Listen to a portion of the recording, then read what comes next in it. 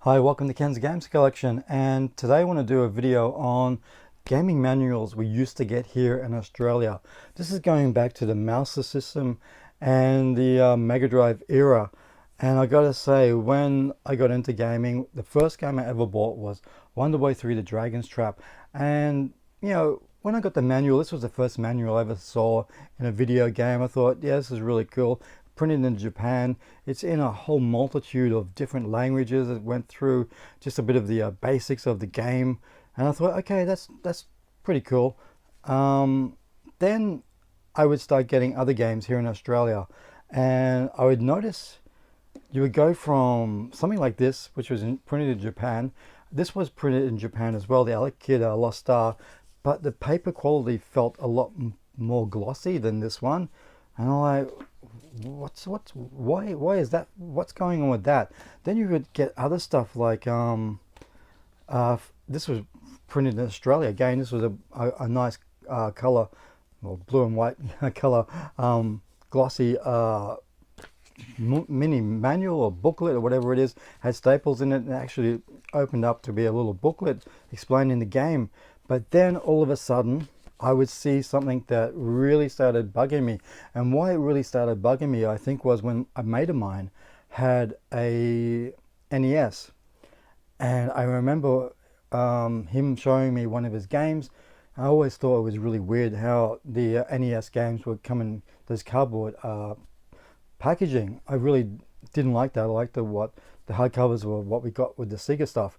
But what really surprised me was when he showed me the manual, it's this beautiful little booklet, something similar to I guess this is a Japanese Fantasy Star booklet. It was something similar to this, but it was in all color. And I'm like, my God, we're paying like $99 here in Australia for these Sega games.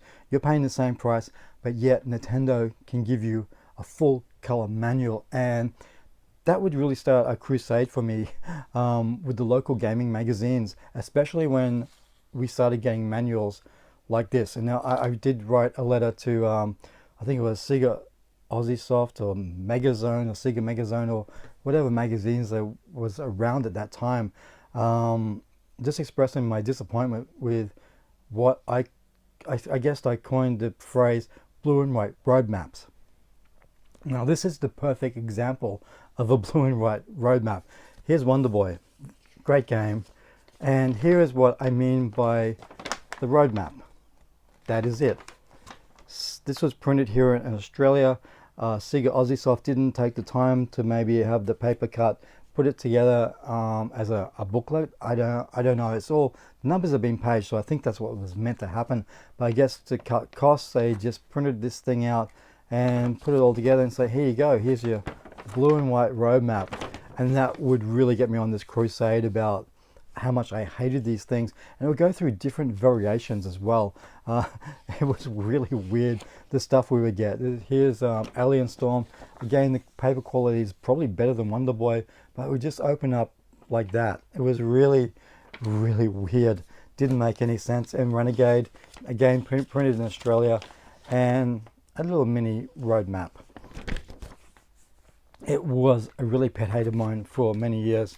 And the Japanese one looked really cool. Was all, what was it with this color scheme with Sega? Honestly, it didn't make sense. I know they were probably trying to cut costs, but when you look at what Nintendo was doing, it was really cool. And going over to the Mega Drive, we had the same issues. We had the blue and white roadmaps. Every now and again, I think with Fantasy Star, it would be a Fantasy Star 2, would have been a proper manual. What I remember, we also got that Hints and Tips book, which was really cool. But the vast majority of stuff was these blue and white roadmaps. From what I remember, I don't have any Aussie Mega Drive games in the collection anymore. I think it did get a little bit better as time went on. But I remember when I went to a Grey Import store here in Brisbane, and I picked up Japanese Mega Drive games, and to my surprise, full color. I was like, why don't we get this here in Australia? They get it in Japan. We're paying $100 for a game, and we are still getting these blue and white, road maps. But in Japan, they were getting this. And again, the same thing with the Super Nintendo. This is the Japanese Yoshi's Island. It's a lot smaller than the European ones. The European manuals were bigger and in full color too, and this was in full color as well. But it was just something that really bugged me for years because we did pay so much for it. And also, to try and cut costs here in Australia, what Sega Aussiesoft tried to do was replace the hard covers.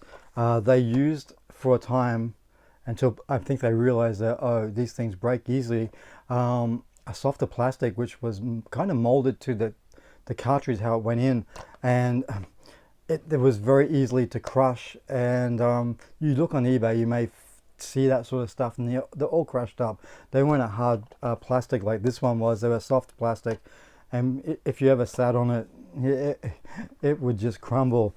But that was I'm pretty sure a cost cuts from Sega Aussiesoft, which it didn't make sense to me.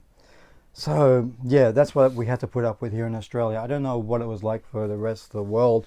I'm really interested to know what kind of manuals you got for not only the Master System but the Mega Drive stuff, because we sort of, I think we got we got ripped off. That's pretty much it. We really did. We're paying top dollar, and we're getting road maps. So until next time, guys, bye.